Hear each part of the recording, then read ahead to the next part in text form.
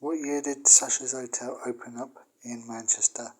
Sasha's Hotel opened in Manchester in England. The original building was built and opened as a C&A store in 1928, which later was moved to a three-story shop in the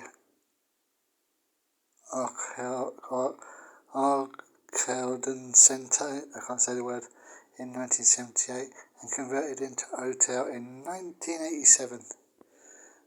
And a bit of history about Britannia Hotels. Britannia Hotels was built in 1879 by E.K. Green Esquire company. The hotel company 14 rooms in the first floor, of which only a few had suites. It was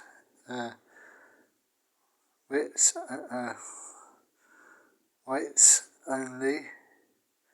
The ground floor was had kitchen into doing the dining area and lounge bar.